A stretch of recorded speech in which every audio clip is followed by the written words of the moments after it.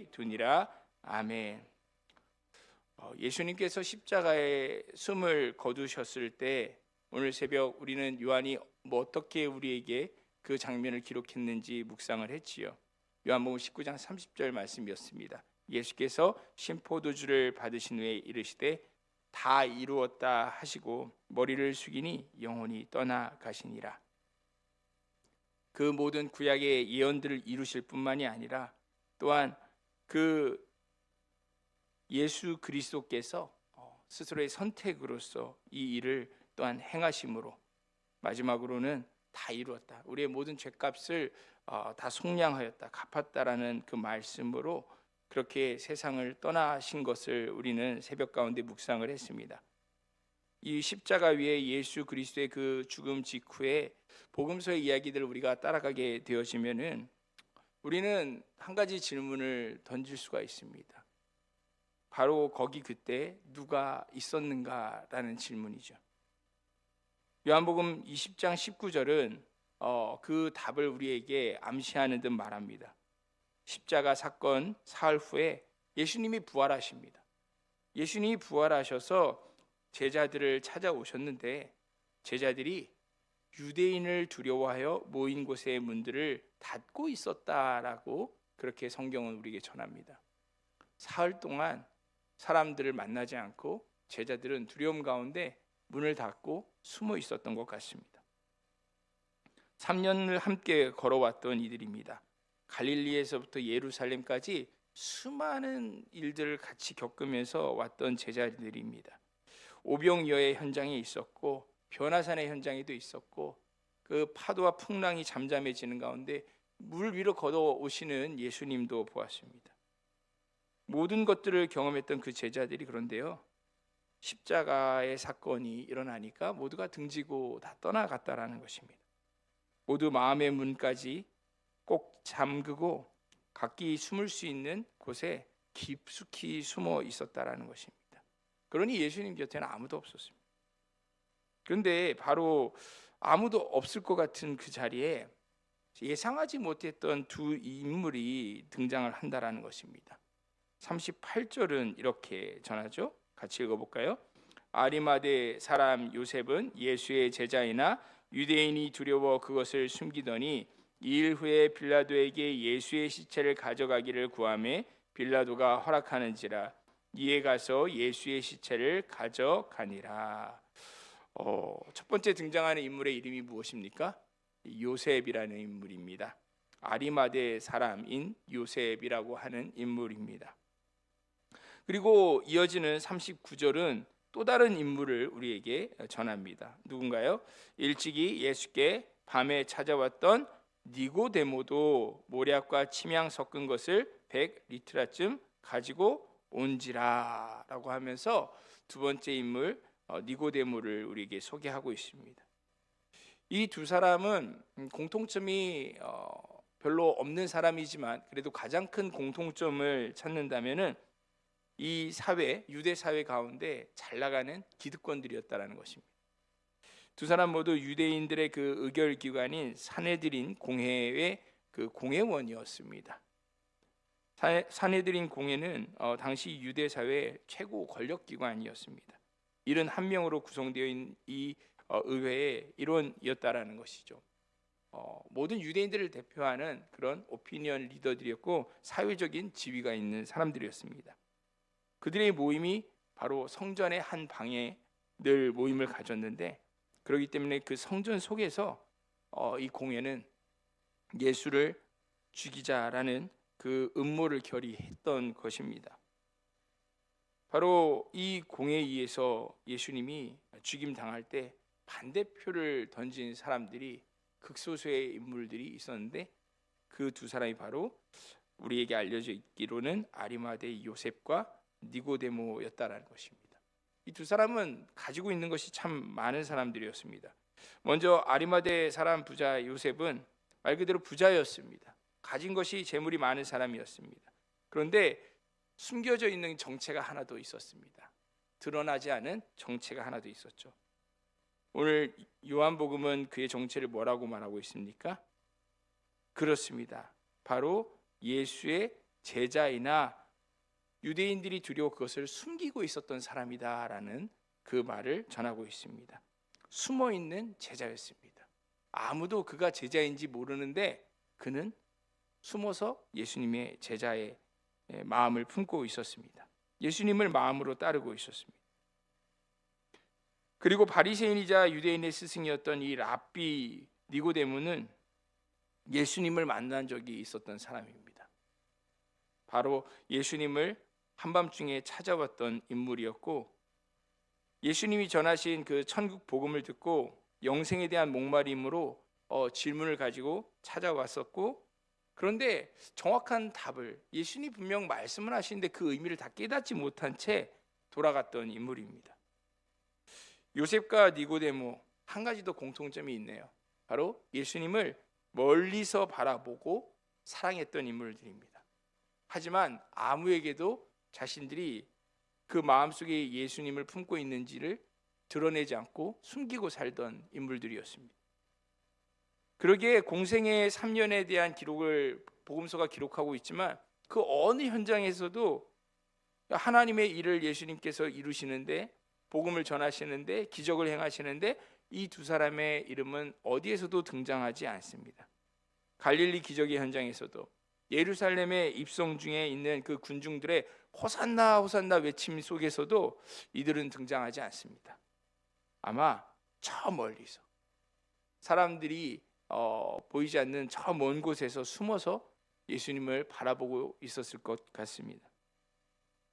그런데 막상 예수님이 모든 사람들 앞에 발가벗겨져서 십자가에 처참하게 매달려서 누구나 쳐다볼 수 있도록 그 저주받은 나무 위에 달려 있을 때 모든 사람들이 다 그 주변에 사라져 버렸는데, 그 인파가 다 사라지고 제자들이 사라진 그 자리에 이상하게도 이 두 사람이 나타난다는 것입니다. 사람이 힘들 때 누가 진짜 내 사람인지 우리는 알게 된다고 하죠. 그게 정말 인생의 깨달음이 아닌가 싶습니다.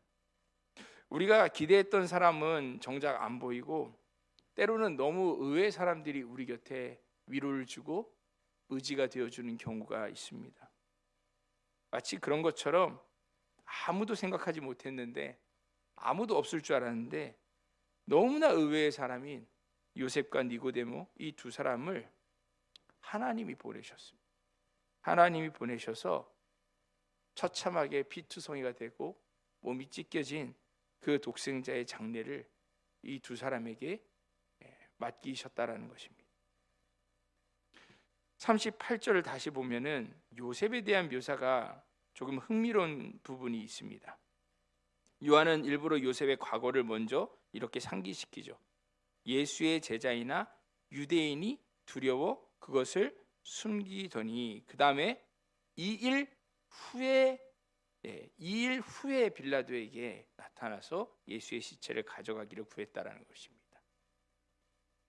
2일 후에라는 이 말이 굉장히 우리로 하여금 많은 것을 생각하게 만듭니다.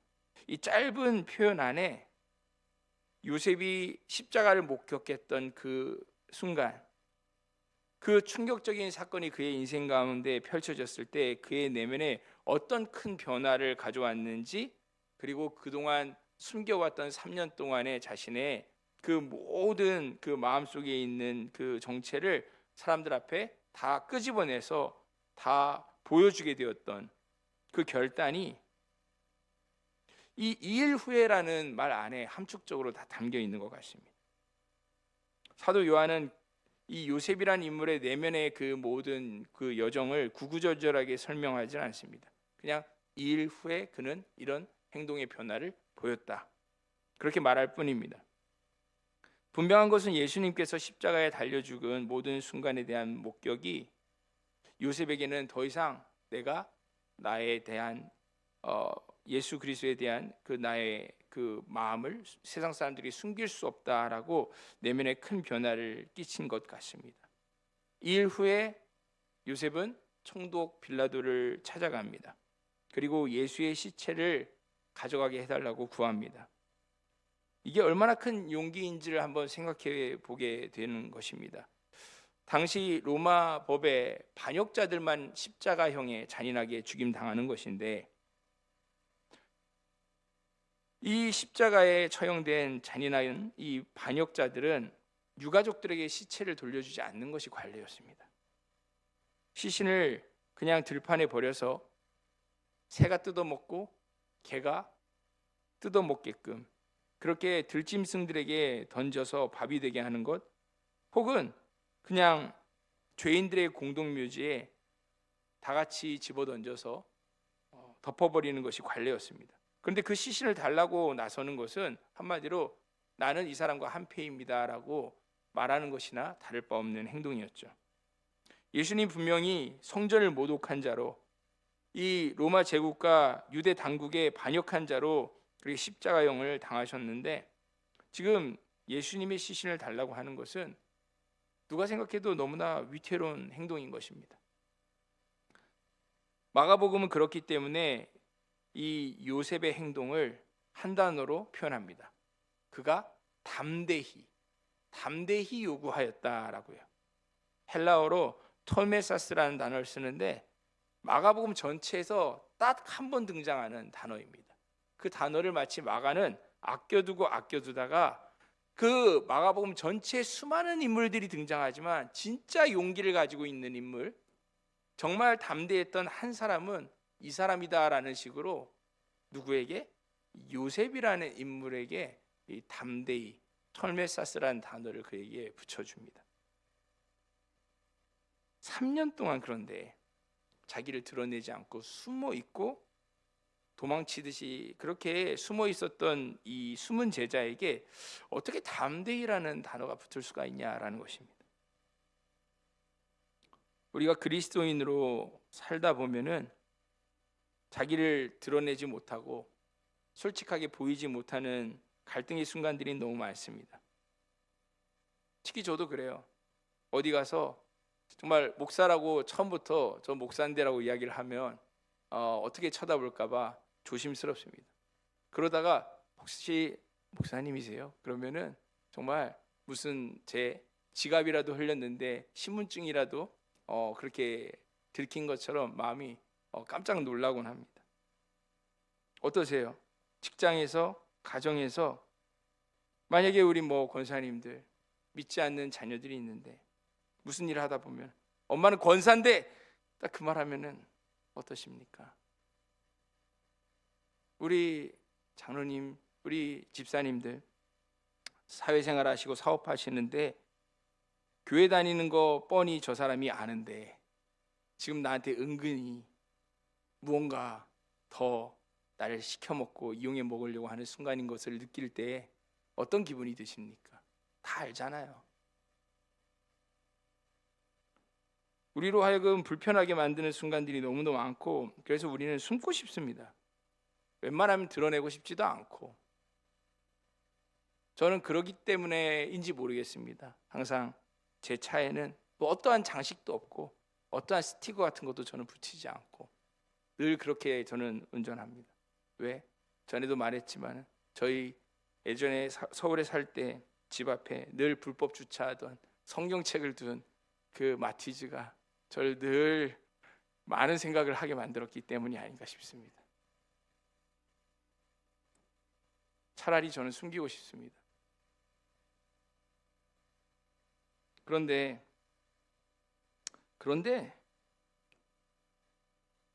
요셉이 너무나 담대했다라는 거예요. 어떻게 그렇게 담대할 수 있었나? 그가 일 후에 담대할 수 있었다라는 겁니다. 도대체 요셉이 어떤 일을 겪은 후에 그가 담대해졌냐라는 겁니다. 그가 목격한 순간이 무엇이었냐라는 겁니다. 우리는 알고 있죠. 다 이루었다라고 외치시며 십자가에서 숨을 거두신 그 예수님의 그 죽음의 모든 과정을 그는 보았고, 그 일을 본 후에 그는 오히려 이상하게 담대해져 버립니다. 이상하게 더 이상 자기를 숨기지 않게 되었다라는 거예요. 물론 요셉의 이야기는, 이 요셉이라는 인물은 성경이 말하고 있는 그 구속사의 이야기가 얼마나 놀라운 것이지, 하나님의 섭리라는 것이 얼마나 놀라운 것인지 우리로 많은 것을 생각하게 합니다. 700년 전 이사야 선지자는 53장 9절에 메시아가 바로 그 하나님의 고난받는 종이 죽은 후에 부자와 함께 있을 것이다 라고 예언을 했습니다. 정말 그 부자의 무덤에 예수님께서 묻히게 될 것, 바로 아리마대 요셉, 그가 준비해 놓았지만 사용하지 않았던 그 무덤에 예수님께서 묻히게 될 것, 그것에 대해서 아마 요셉은 전혀 생각지도 못했고 상상치도 못했을 것입니다. 그런데 그는 담대하게 나올 수 있었다는 거죠. 왜? 그 일 후에 더 예수님을 사랑하게 됐습니다. 그냥 숨길 수가 없는 거예요.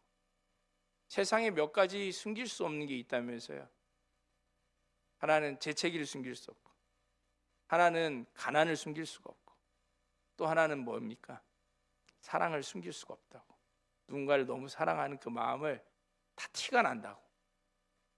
이상하게도 이 요셉은 처참한 십자가를 보고 더 이상 견딜 수 없이, 숨길 수 없이 예수님을 사랑하는 그 마음을 그냥 숨길 수가 없이 그렇게 표현해야만 했던 것입니다. 그냥 그는 예수님을 사랑해서 담대히 목숨을 걸었습니다. 다른 사람들의 시선 따위는 생각하지 않고 자신이 원하는 것을 구했습니다.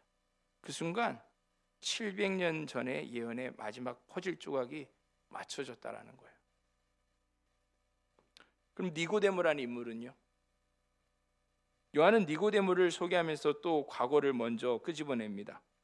39절과 40절을 함께 한번 읽어볼까요? 일찍이 예수께 밤에 찾아왔던 니고데모도 모략과 침향 섞은 것을 100리트라쯤 가지고 온지라. 이에 예수의 시체를 가져다가 유대인의 장례법대로 그 향품과 함께 세마포로 쌌더라. 일찍이 예수께 밤에 찾아왔던 인물이다 라고 니고데모를 말하고 있습니다. 한 번은 니고데모에 대해서 제가 설교한 적이 있지만, 맞아요, 그는 맨 처음에 밤에 왔습니다.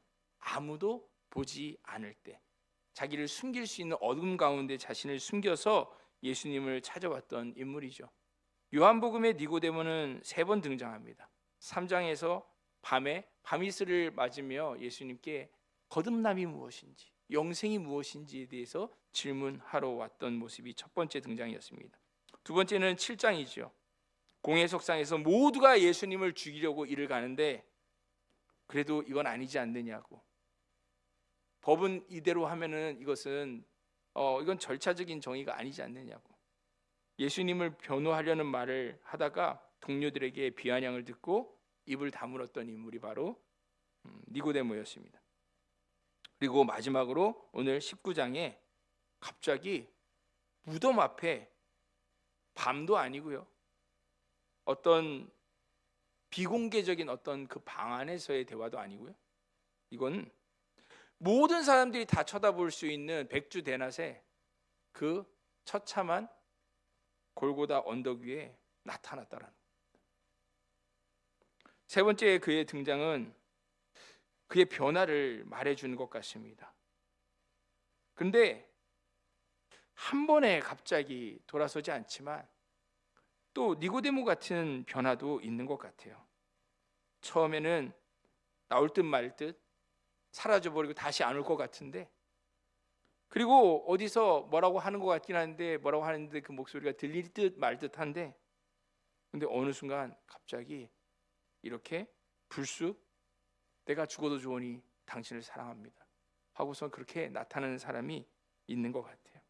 그 사람이 니고데모인 것 같습니다. 그가 모략과 침향 섞은 것을 100리트랄 가져왔다라는 거예요. 33kg 정도 되어지는 이 모략과 침향을 섞은 것, 이게 굉장한 정말 그 무게를 달아서 금과 그 무게를 같이 달 정도로 굉장한 그 가치를 가지는 물건입니다. 그것을 이 정도면은 왕들이 죽었을 때 그 왕들의 장례 행렬에 쓰는 그 향품이 이 정도의 양일 텐데, 이 인물은 아마 자신의 어마어마한 재산을 헐어가지고, 그리고 그 예루살렘 성내에서 급하게 아마 그 향품을 파는 모든 가게와 장사들을 찾아다니면서 긁어 모아서 이 막대한 양을 만들어냈을 것입니다. 그가 얼마나 발발거리고서는 뛰어다녔을지, 금요일 날 그렇게 그가 뛰어다녔을지 다 알지 못하겠습니다. 하지만 어떻게든 33kg이나 되는 어마어마한 향품을 가져와서 예수님을 장사를 치르려고 했다라는 거예요. 예수님이 죽으시니까 나타났어요. 예수님이 살아있을 땐 그래도 질문이라도 할 수 있고 아리송한 대답이라도 들을 수는 있었잖아요. 그리고 예수님이 살아있으면은 멀리서 보면서 그 기적을 보면서, 와, 저 놀라운 그 메시아, 저분이 메시아인가? 저분이 그리스도인가? 저분이 정말 유대인의 왕이 된다면 이라는 그 소망을 품어볼 수도 있겠죠. 근데 그분이 죽었어요. 그러면은 기대할 게 무엇이 있습니까? 무엇을 도대체 더 이상 바라고 기대할 것이 있습니까? 칭찬이라도 얻을 수 있는 것이 무엇이 있고, 얻을 수 있는 것이 무엇이 있는가 싶은데, 이 니고데모는 그분이 죽으니까 그가 할 수 있는 최선의 모든 것을 다하여서 예수님을 장사 지내려고 오는 것이죠. 왜요? 그도 자기 마음을 몰랐는데 그 순간 깨달았을 거예요. 내가 저분을 사랑하고 있구나. 우리 가운데도 니고데모 같은 분들이 있을 수 있어요. 오랫동안 예수님의 그 곁을 변두리에서 있는데, 오랫동안 교회 생활을 하면서 가장자리에 있는 것 같은데 알듯 말듯하고 뭔가 인듯 아닌 듯하고, 교회를 다니지만은 마음에 예수님이 와닿는 것 같기도 하고 아닌 것 같기도 하고, 믿어지는 것 같기도 하고 아닌 것 같기도 하고, 그 어떤 명확한 답을 찾지는 않았지만 그렇다고 떠나지는 못하겠고, 계속 시선은 가지만 그렇게 한 주, 두 주, 1년, 2년, 10년, 20년 교회 생활을 하는데, 그런데 내가 생각했을 때 나도 확신이 없고 내가 무엇을 하는지도 다 알지 못하겠는 그 마음이, 그런 마음이 사람이 있을 수도 있습니다. 그런데 정말 모든 꽃이 봄에 피는 게 아니죠. 모든 꽃이 여름에 그 다음 피는 것도 아니고요. 어떤 꽃은 가을에 서리가 내릴 때 피기도 하고, 심지어는 어떤 꽃은요, 눈 속에서 피기도 합니다. 각자 피는 순간이 다른 것 같아요. 그 사랑이 피어오르는 순간이 각기 다른 것 같습니다. 나는 아닌가 보다라고 자기 자신한테 실망할 법도 한데, 하나님께서는요, 니고데모와 같이 예수님이 죽고 나서 내가 저분을 사랑하는구나 깨닫게 하시고, 그분을 사랑하는 마음을 가지고 자신이 할 수 있는 최선의 것을 가지고 그분께 아무 대가를 기대하지 않고, 이제는 모든 것이 끝나버린 상황에서 그 사랑의 고백을 하게끔 하는 경우가 있는 것 같아요. 이 두 사람은 그렇게 예수님의 시신에 모략과 침량을 바르고 세마포를 쌉니다. 유대인들이 할 수 있는 최선의 그 예의를 갖추어서 시신을 염하는 것이지요. 그리고 그들은 분명 이게 마지막인 줄을 생각했을 것입니다. 이젠 다 끝이라고 생각하고 그들은 무덤에, 그리고 그 돌무덤의 입구를 봉하고 그들은 떠났을 것이에요. 그런데 사흘 후에 그들이 정성스럽게 예수님의 시신을 감쌌던 세마포는 빈 무덤에 홀로 남아 있었다는 겁니다. 성경은 말하고 있어요. 예수님께서 부활하시고 떠나실 때 그 빈 무덤에 자신을 두르셨던 그 수의를 어떻게 하셨다고요? 개켜 두셨다라고. 개켜 두셨다라고. 이 두 사람이 예수님을 향해서 드렸던 마지막 그 사랑을 예수님께서는 정성스럽게 개켜서 두시고 부활한 몸으로 돌무덤을 열고 나가셨다라고 성경은 말하고 있다는 것입니다.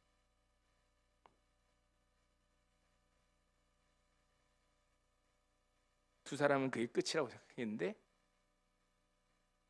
이제 시작이었던 것이죠. 너무 때늦은 사랑의 표현이라고 생각했을지 모르지만 예수님의 기억에 이제 시작이 되어진 것이죠. 41절을 보면 이렇게 42절, 두 절은 이렇게 말씀하고 있죠. 예수께서 십자가에 못 박히신 곳에 동산이 있고 동산 안에 아직 사람을 장사한 일이 없는 새 무덤이 있는지라. 이날은 유대일의 준비일이요 또 무덤이 가까운 고로 예수를 거기 두니라 라고요. 요한은 예수님이 묻힌 그 무덤 자리를 동산이라고 굳이 표현을 합니다. 새벽에도 나누었던 단어죠. 케포스, 잘 가꾸어진 동산, 정원이라는 뜻입니다. 요한복음에서 이 단어가 딱 두 번 등장을 하는데 한 번이 오늘 새벽에 나누었던 목요일 새벽에 나누었던 겟세마네 동산이었다라는 것입니다.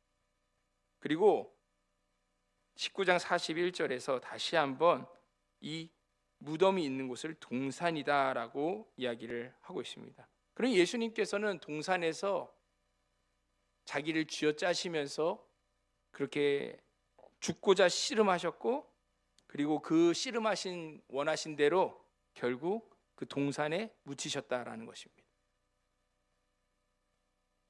목요일에도 비슷한 이야기를 나눴지만 우리는 이 단어를 볼 때 요한이 창세기를 우리에게 말하고 싶어 하고 있다라는 것을 느끼게 됩니다. 인류의 모든 시작, 바로 그 동산, 에덴 동산 말이죠. 그곳엔 기쁨이 있었습니다. 죽음이 없었습니다. 생명밖에 없었습니다. 그곳에서 하나님과 그 첫사람 아담과 하와는 사귀었고 하나님의 그 음성 가운데 그들은 행복하고 영원한 삶을 살고 있었습니다. 하지만 그들이 그 동산에서 범죄하였을 때 죽음이 찾아왔고 여호와 하나님께서 아담을 부르시며 네가 어디 있느냐라고 찾았지만 그들은 하나님을 떠나 숨고 도망치고 결국 그들은 동산에서 떠나 그 에덴의 동편으로 쫓겨나게 되었다라는 것입니다. 사실 예수 스스로가 그 동산에 있을 자격이 없는 자들이 되었기에 그 동산에서 나오게 된 것이죠. 그 결과는 죽음이었다라는 것입니다. 그런데 또 다른 동산에 마지막 아담, 히브리어는 재밌죠. 아담은 사람이라는 뜻입니다. 첫사람의 이름이 왜 아담이었습니까? 첫 번째 사람이어서 사람이었습니다. 그런데 하나님께서 예비하신 마지막 아담이신 예수 그리스도께서 똑같은 동산에서 사는 것이 아니라 거꾸로 죽었다라는 것입니다. 그래서 그 죽음으로 동산에 묻혔는데 오히려 그곳에서 영원한 영생의 부활이 시작되었고 그것이 모든 사람들에게 있어서 천국 영생의 소망이 되었다라는 것이죠. 아직 사람을 장사한 일이 없는 새 무덤이라고도 말하고 있는데 이 또한 참 의도적입니다. 아무도 쓴 적이 없는 그 무덤이라는 표현, 20장을 우리가 요한복음을 20장을 읽게 되면은 사흘 후 무덤이 비었을 때 예수님이 있었던 그 자리, 그 자리가 비어 있고 시신이 사라져 있다라는 것을 제자들이 확인했다라고 우리에게 전하고 있습니다. 그런데 단 하나의 시신만 사라진 것이고 단 한 분만의 그 부활이 있었다라는 것을 확인하고 있다라는 거예요. 왜냐하면 유대인들의 그 장래의 그 법도는 그 무덤 안에 모든 그 일가 친지 조상부터 그 후손들까지 그 뼈가 켜켜이 쌓이고 시체 위에 시체가 그 뼈가 그 위에 계속 쌓여 나아가는 모양이기 때문인데 예수님께서 묻히셨던 이 무덤은 새 무덤이어서 그 어떤 시체도 그 안에는 없었고 오직 한 시체만이 있었기에 그 시체를 열었을 그 돌무덤을 열었을 때는 그곳에는 그 어떤 죽음의 흔적도 없이 그곳은 비어 있었다라고 요한은 말하고 싶은 것 같아요. 오늘은 금요일이죠. 아직 무덤이 닫혀 있는 날입니다. 하지만 이 닫혀 있는 무덤이 얼마 버티지 못합니다. 사흘을 버티지를 못합니다. 그래서 그 동산의 돌무덤은 열리게 되어지고 더 이상 죽음이 봉하여지지 못하고 에덴 동산에서 시작되었던 그 죽음의 이야기가 이 동산에서 생명으로서 그 이야기가 반전되어집니다. 요셉이 자신을 위해 만들어 두었던 그 무덤이 하나님의 섭리 가운데 온 세상을 살리는 우리 주님의 그 부활의 장소가 되었습니다. 그 무덤이 그 부활의 아침을 기다리고 있는 것이죠. 그럼에도 불구하고 모든 일에는 대가가 따른다. 지금도 기억나는 경제학 개론, 제가 들었던 수업에 경제학 1원칙 첫 번째, 이것부터 알아야 된다. 세상에는 공짜 점심은 없다. 세상에는 공짜가 없다라는 거예요. 모든 것에는 대가가 따른다라는 것이죠. 이 두 사람은, 요셉과 니고데모는 대가를 치렀습니다. 첫 번째로 그들은 부정함을 감수해야 했습니다. 유대인의 율법에서 시신을 만진 사람은 7일 동안 부정한 상태가 되고 그 누구도 접촉해서는 되지 않고 스스로 자가격리를 해야 합니다. 그런데 지금 어떤 명절 기간입니까? 안식일 직전 유월절이 아직 끝나지 않은 가운데 그들은 예수님의 그 시신을 두 사람이 끌어내려서 염하고 장례를 치렀다라는 겁니다. 누가요? 유대인의 바리새인 중에 하나였던 랍비와 그리고 공회의원의 한 명인 이 유력자가 자신들을 이 유월절 명절 절기로부터 자신들을 배제시켰다라는 것입니다. 왜요?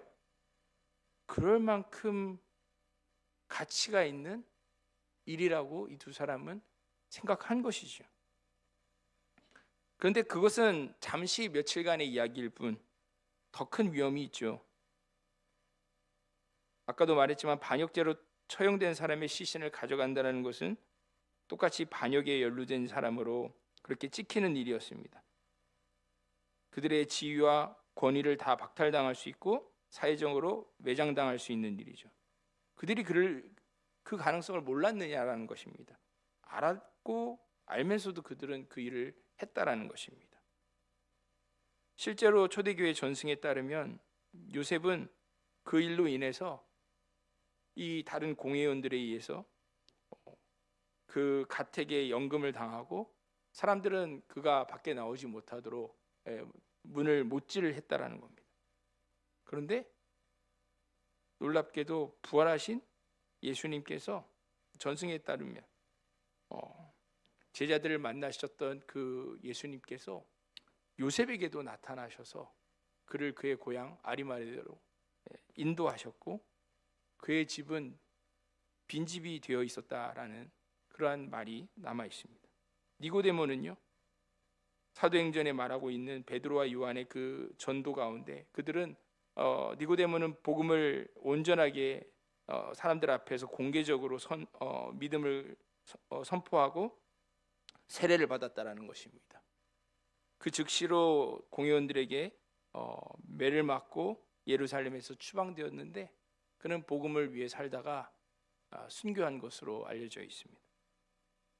이 두 인물은 자신들이 예수님을 사랑한다라는 것을, 내가 예수님의 제자라는 것을 드러내는 순간 모든 것을 잃어버릴 것을 다 알고 있었습니다. 그리고 다시 말하지만은 이미 모든 것이 인간의 눈에는 끝난 상황이고 내가 이것을 굳이 하지 않아도 아무도 뭐라고 할 사람도 없고, 아니 이것을 했을 때 왜 하는가라고 사람들이 의아해할 것이고, 아니 더 나아가서 진짜 그러한 예수님을 장사 지내는 일을 해야 되는 정작 제자들은 아무도 없는 상황에서 이 두 사람이 그러한 일을 할 필요는 더더욱 없습니다. 그런데 참을 수 없는 걸 어떡하겠습니까? 주님을 사랑하고 주님의 제자라는 것을 고백하고 싶은 것을 참을 수 없는 걸 어떡하겠습니까? 가장 최악의 타이밍인 것을 알지만 그들은 그것을 개의치 않고 담대한 마음으로 결단하고 행동했습니다. 그런 의미에서 우리가 신앙생활을 하는 데 있어서 좋은 타이밍은 한 번도 찾아오지 못할 수 있습니다. 늘 우리가 무언가 양심대로, 신앙 양심대로 우리가 살려고 하면, 하나님 말씀대로 살려고 하면 언제나 불편하고 늘 우리는 대가를 치러야 되는 순간을 맞이하게 됩니다. 그때 우리가 그럼에도 불구하고 나는 주님을 사랑하는 제자라는 것을 세상 가운데 드러낼 내 마음에 감추기 힘든, 억누르기 힘든 그 사랑이 내 안에 있는가? 나는 내 안에 봉해져 있고 내 안에 막혀져 있는 이 커다란 돌덩어리 같은 그 입구를 열고 내 안의 마음을 보여야만 될 것인가? 사랑하는 성도 여러분, 오늘 우리는 고난주간을 마무리하면서 이 저녁 기도에 나와 끝까지 우리 주님을 바라보고 묵상하려고 합니다. 우리 마음 가운데도 여전히 두렵고 망설여지는 것들이 있고, 그러기에 드러내지 못하고 미루는 것들, 더 숨기고 싶은 것들이 있을 수 있습니다. 하지만 요셉도 니고데모도 자신의 마음을 스스로 깨닫는데 3년이라는 시간이 걸렸습니다. 중요한 것은 마지막 그 순간에 어디에 서 있느냐가 더 중요한 것 같아요. 그들은 무덤 앞에 서 있었고요. 그리고 무덤이 비어 있는 것을 발견하게 되어질 것입니다. 우리도 예수 그리스도의 그 십자가를 만났다라면 우리 요셉처럼 니고데모처럼 어떤 대가를 치르더라도 나는 주님을 사랑하는 제자로 살겠다라는 결단이 나에게 있는가 한번 질문해 보았으면 좋겠습니다. 우리가 할 수 있는 최선의 것을, 인간적인 눈에는 그것이 너무 늦었다고 생각되기도 하고 무의미하다고 생각될 수도 있고 불필요하게 많은 대가를 치러야 된다고 느껴질 수도 있고, 그래서 망설여지는 부분일 수 있지만, 하지만 주님은 여전히 기다리고 계십니다. 그리고 주님께서는 마치 요셉과 니고데모가 그분을 입혀드렸던 그 수의를 정성스럽게 개켜놓고 떠나신 것처럼 우리의 마음을 그렇게 기억하시고 고이 접어서 간직하실 거라고 믿습니다. 오늘은 참 좋은 금요일입니다. 무덤은 닫혀 있지만 우리는 그 무덤이 열렸다라는 것을 알고 있기에 더욱 마음이 기쁩니다. 그러기에 우리가 주님 앞에 더욱 주님을 사랑하는 고백으로서 기도의 자리에 나아가기를